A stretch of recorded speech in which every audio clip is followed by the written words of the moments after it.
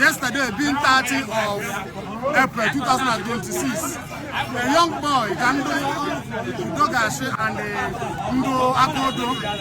who a young boy, Hagrabon as a boy.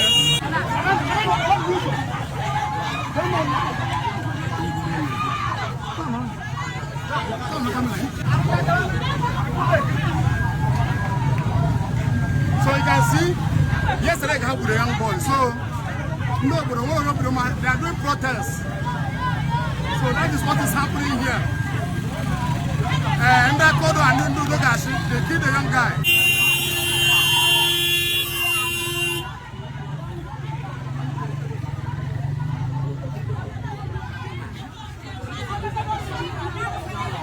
So I'll be family today.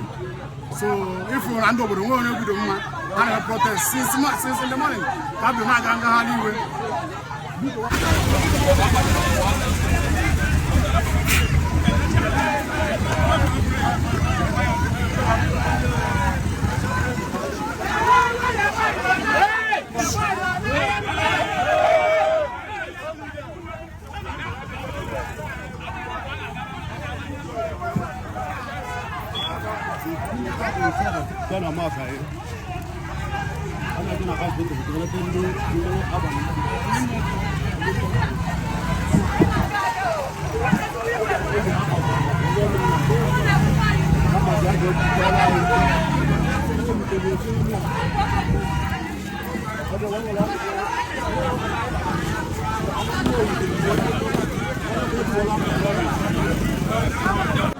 Anom na bem obodo ezibem so ndị mmadụ agbaba ọsọ si manụkụta ụlọ na-agba ọsọ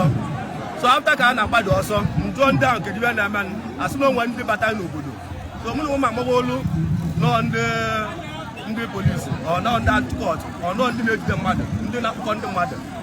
so otu aka m na onwe m na-ana wee na-apị foonu m otu a na-apị foonu m bọs na-abọ pure bọs na-abọ agbalị kwụsị n'obodo eze do ebe enyi kwụsịsị ahụ pajiche mma pakụ n'okwute mma so achụwa mmadụ ọsọ na onye iru m jide oke ọnya ka e na-etu onye anyị onye na onwe na-asịsị lapụ ya na-egegbukwe ya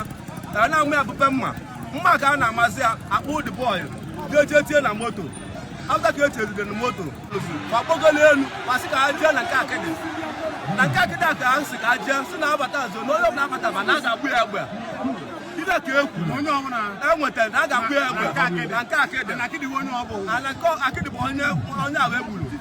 so afta ka a kpọgoziri elu achụkwa akịdị enwetakwara akịdị tibi eyibe ka etudoro etinye agbachakwuli ọtọ agbaghị ọtọ enweghị egbe ejidere enwekwu ihe ọsidelie na shọpụ ya anya gbanye ọtọ so otu akwa nye na onwe na mmezi na-apụsị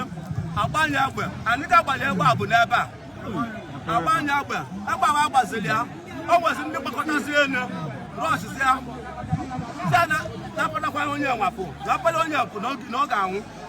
adụrọpụ ebe a onye kpọtasị n'ebe a bụ echitazi enyi ka ikwu ezi onye ka apazị anya ejezi ọnụ ọgwọ nduwe ọnwụọ so ibe nwe na-eme anyị ọdụrọ mma nwatakịrị na-achọ ihe ọ ga-eli ọ bụrụ na ori ka ọ na-ezu asị na ori ka ọ na-ezu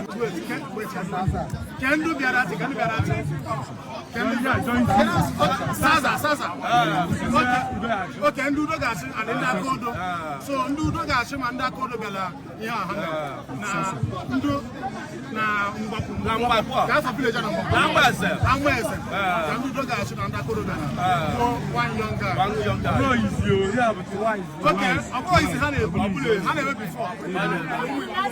o bụ last year ụmụ Igbo ọ bụ na ị na-anya ị ga-afụ ndị mmadụ